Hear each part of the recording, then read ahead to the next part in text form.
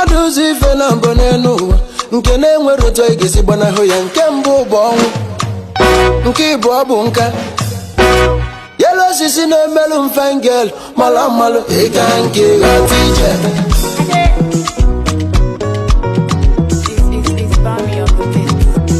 Gị bụ boy ya na-emelụ mfine boy mala mmalụ ịga nke ghọta ije. Ịga nke